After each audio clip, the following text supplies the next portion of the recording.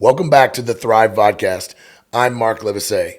One of the more overwhelming but critical aspects of Western hunting is figuring out how to get tags. It can get wicked expensive real fast, and the payoff many times is years, even decades away. Let's be honest, between deciphering hunting regulations, analyzing harvest statistics, and wading through draw odds in multiple states, it feels like you need a college degree to navigate the increasingly complex process. This is a huge topic, so we can only scratch the surface today. It's January, and the Wyoming deadline is looming. So today, I'm going to focus on some of the Wyoming issues, opportunities, share some insights, and some of my strong opinions. I also want to point you in the direction of some tools and data resources that will help guide you. Western hunting often comes down to one thing: getting tags. And that's job one. Nothing else matters if we can't pull that off. Right now, we're entering what I call the application season. It's a season of its own, just as important as the hunt itself. Why? Because no tags means no hunts. The most serious Western hunters I know are neck deep in the evaluation process right now, breaking down options and strategizing for the months ahead. I talk to Ryan Lampers a lot during this time of year. One reason is because I never answer calls from Ryan in September or October, and I recommend you don't either. Those calls usually always go the same path, and they usually involve packing out some giant animal that he has killed. In all seriousness, our conversations this time of year almost always circle back to one thing: tags and the strategies involved with getting them. It's the foundation of everything we do as Western hunters, and getting it right is non-negotiable. Several things have changed on the Western landscape this year that will make the process even harder. So let's address the elephant in the room. Some states, they've decided to make this process much harder than it needs to be. And the low level of intelligence among the folks running these states is absolutely staggering. Take Idaho, for example. The non-resident elk and general tag drawing happened back on December the 10th. And well, let's just say it was a total circus, because it is always a total circus. People flying in, standing in line, camping out for days, or going online only to receive a lottery number in the upper 7-digit range. Then you hope and pray the system doesn't crash. If you're lucky, you end up with a mediocre over-the-counter Idaho elk tag, or no tags at all, and you just sacrificed an entire day of work. Unfortunately, it will probably always be a circus as long as the same folks in charge are still running things. Okay, let's take a deep breath and let's get back to Wyoming, at least for now. The Wyoming Wilderness Rule. Let's start here. What is Wyoming really saying to you? I mentioned in my first episode that there would be times that I would say things that needed to be said. Well, it's episode 2, so let's start now. Wyoming is home to 14 federal wilderness areas totaling over 3 million acres of public lands. And for do-it-yourself, non-resident, big game hunters, those 3 million acres of public lands are off limits. If you're a non-resident elk or deer hunter wanting to hunt the designated wilderness areas of Wyoming without a babysitter, well, you're out of luck. Apparently, stepping foot into these public lands with a big game tag in your pocket means you will immediately lose all sense of direction, survival skills, and any form of rational thought. But if you're an out-of-state hiker, birdwatcher, angler, small game hunter, or mountain climber, well, you're completely free to roam these wild, beautiful, publicly owned wilderness areas. Hike or climb to your heart's content, twist an ankle, or even tumble off a cliff. We trust you to handle it. But heaven forbid, if you're a non-resident big game hunter carrying a weapon, navigational devices, and a hunt plan, well, then you must be escorted by a professional guide or a resident babysitter. Let's not overlook the real winners here: Wyoming's outfitters and guides.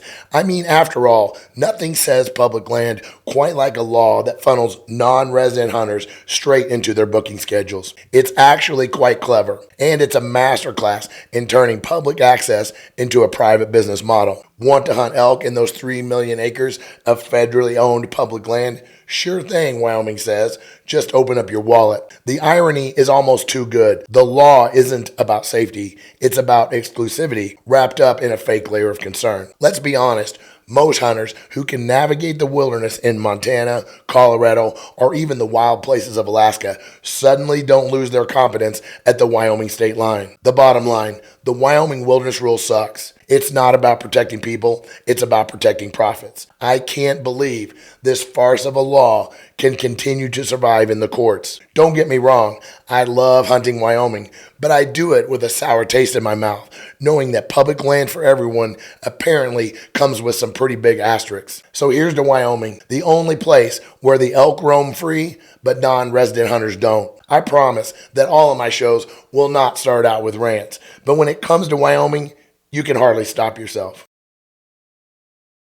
The realities of hunting Wyoming. Let's dive a little deeper into the Wyoming non-resident elk tag details. The Thrive Vodcast is short and sweet and to the point, so we can only begin to scratch the surface, as I mentioned in my first episode.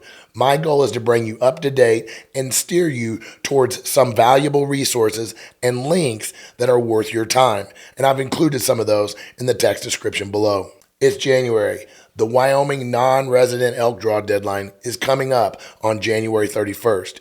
The Wyoming elk tag system has gone through some notable changes over the past few years, with increasing preference point requirements, new regional tag allocations, and some of the highest tag prices in the West. Wyoming elk and deer tags are freaking expensive. And don't forget, they don't give refunds.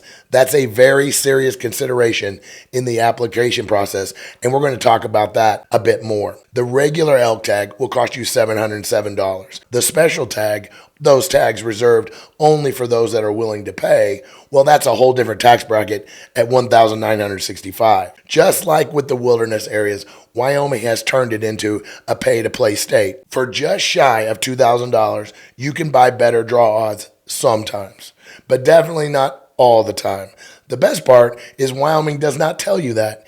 You must search that out for yourself. 60% of the total available non-resident elk tags are available in the regular draw, and 40% are reserved for the special draw. 75% of the total non-resident tags are allocated to participants with the highest preference point totals, and the remaining 25% are put into a random draw pool. You need to pay very close attention. Paying more does not always mean you get better draw odds. You must apply for tags prior to January 31st, but that does not earn you those precious preference points. That would only make sense.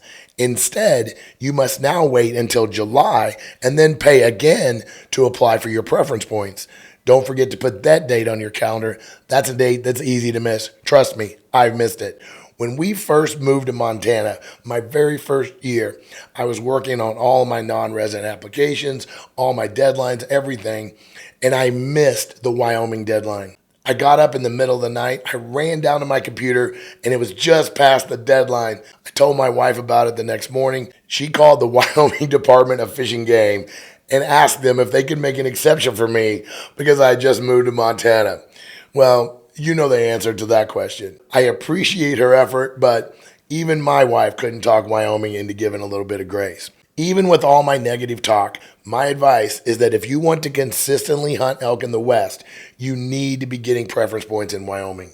The new changes with the over-the-counter non-resident archery elk tags in Colorado is probably just the beginning of the end to non-resident hunting in Colorado, and it's going to dramatically impact our elk hunting future. Those changes are going to have a massive trickle-down effect on all of the big Western elk hunting states. The good news is that accumulating preference points in Wyoming is not crazy expensive, unlike their special tags. Wyoming just switched from a statewide general tag system to a regional tag system in 2024. As much complaining as I've done so far in this episode, this is probably actually a good thing, with the goal of distributing some of the hunting pressure. The Wyoming general tag gives you the ability to hunt with a bow and rifle on the very same tag, very similar to the Montana general tag system. Although many times in Wyoming, the archery and rifle seasons run back to back. I love this option, and I take advantage of it every time I can get my hands on a Wyoming elk tag. The rough part about applying this early for Wyoming is that there are no refunds on tags, so that needs to play into your January application decision. As I've said, this is a big consideration, and it's the primary reason I rarely put in for Wyoming until I have enough points that I'm fairly confident I will get the tag. I typically just accumulate points until the time I feel like I can draw the tag. Why do I do that? Remember, Wyoming puts 25% of the total non-resident elk tags into a random draw pool. That's a big number compared to a lot of other Western states. These designated random draw tags are not weighted by preference points. It's a true random lottery. That gives all non-resident applicants an equal chance, regardless of how many preference points they have. The random draw odds are not completely terrible either. So this means you could draw a tag with any number of points.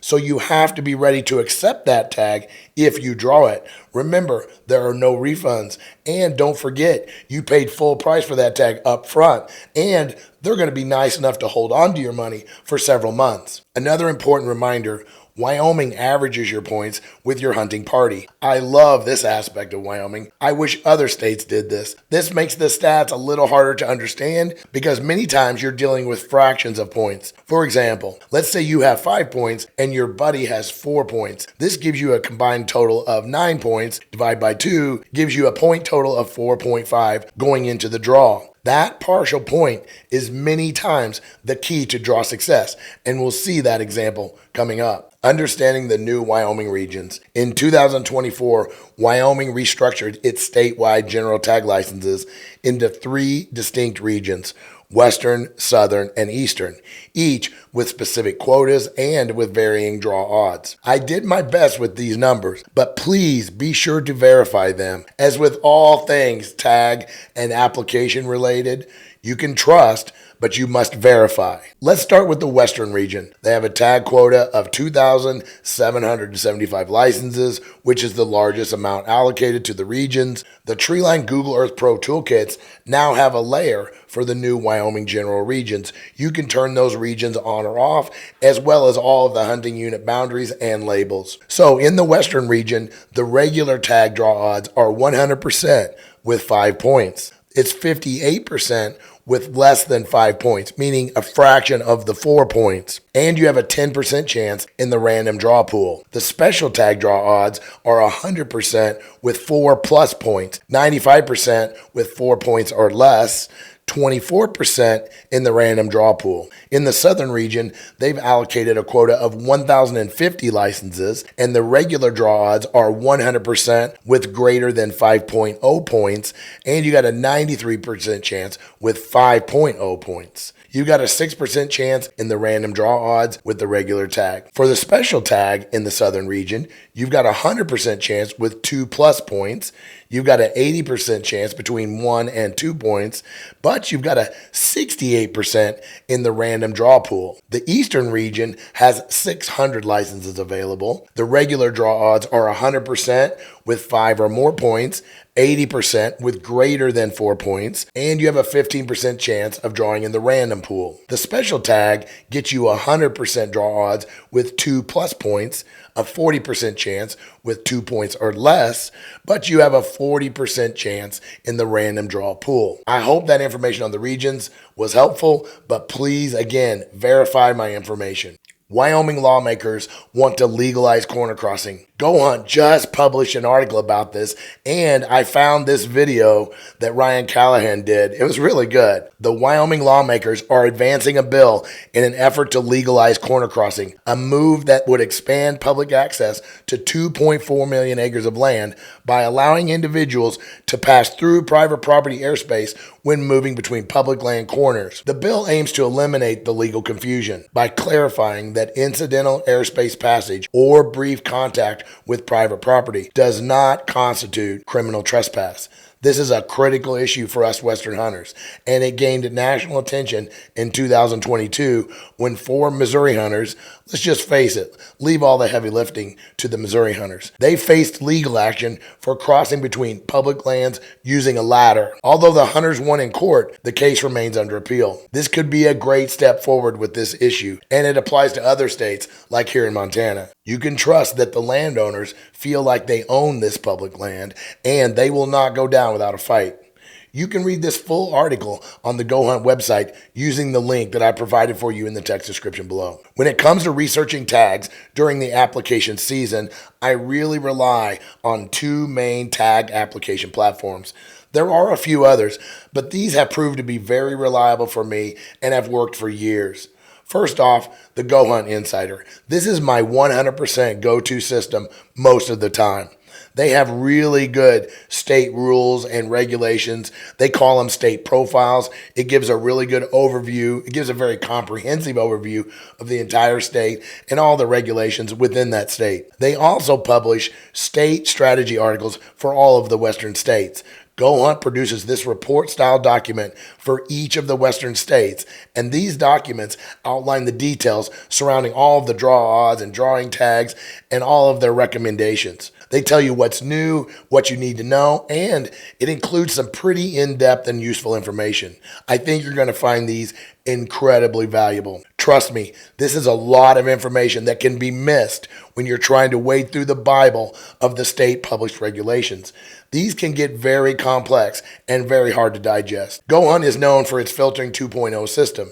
This system's been around for a while, and this is a great system to drill down by state, species, resident type, hunt method, and several other criteria. I find myself using the filtering 2.0 system all the time. They also have a pretty good draw odds tool. This is a simple spreadsheet analysis of the most current year draw odds, or the most current year that's available for all of the various units and all of the tag types. Remember, it's only 1 year of data. I do wish they did 3 or 5 year averaging. I've been asking for it for a while, but I'm pretty low on the priority list. Hey, you can't have everything, I guess. So my solution was that I built my own system, and now I have 10 years of data for all of the key Western states that I hunt routinely. I can run various averaging reports, and I've developed formulas that give me a raw archery or rifle score for all the units in all the states that I track. Dates and deadlines. I just had a conversation with GOHUNT this week, and they told me that they're going to start using the same link for all of the deadlines year after year. This is great news if you want to bookmark this page. I've included the link to that dates and deadline page in the text description below. The Hunting Fool website. This is also a great site, and I find myself using it more and more. The state information here, or the profile information like we talked about, is free to you on this site. But the draw odds require an Elite OnX membership or a standalone Hunting Fool membership. The state information is really nicely organized, and it's incredibly comprehensive. Remember my OnX Elite member recommendation from episode 1? Well, that's another reason that you should be one. Their draw odds feature some different data, and it's another great way to look at things. When it comes to data, I love to compare. I find so much value in being able to compare sets of data. I've also found many mistakes and omissions over the years doing this comparison. A mistake in your application strategy can be costly. I've missed 2 important deadlines and draws just in the past few years. Both of those were critical mistakes, and they put me behind in that point creep game, and I have still not recovered in those 2 states. Many of these states will let you apply for tags as a non-resident when you have 0 chance of drawing a tag, meaning they are not even going to give a tag to a non-resident at all, but they'll let you apply for it and let you pay for it. This is a shameful practice, and those states should be embarrassed by what they're doing. But they're going to do it anyway, and they will gladly steal your money. There is so much surrounding this whole tag process, and I know it can be overwhelming. The resources I've discussed, I've listed below in the text description, and I hope they will go a long way towards clearing a path through the tag jungle. The takeaway here is that the individual states are not going to look out for your best interest. I hate to be cynical, but they have earned that reputation over and over again. As I've said before, I want to steer this show where you want to go. I hope you will consider subscribing to the Peax Equipment YouTube channel and turning on your notifications so you never miss an episode. Please be sure to leave any comments, suggestions, or just feedback. I'd love to know what your most pressing backcountry challenges are. Help me by sharing the show with your hunting partners and on your social media. The 2025 Peax Western Hunt Tour is open. We just opened registration for the Billings, Montana Tour event. We surveyed you to let you decide. We asked you if you'd like to see elk or spring bear tour. It was so close, in fact, that elk barely edged out spring bear. So the Billings, Montana event will be an elk tour event, but the voting was so close that we decided to extend the Sunday agenda and add a special 2-hour spring bear segment. The hard part about killing spring bears is finding spring bears. This 2-hour segment will focus specifically on finding bear holding spots using terrain slope analysis, elevation zones, aerial imagery, and breaking down historical and current snow cover, depth, and evaluating the spring melting progress. These are all mission critical aspects in relation to spring bear hunting. You can find out more at treelineacademy.net and be sure to use the show code THRIVE to save $50 on any tickets. The success or failure of Western backcountry hunts often comes down to the depth of preparations. I'll see you next time.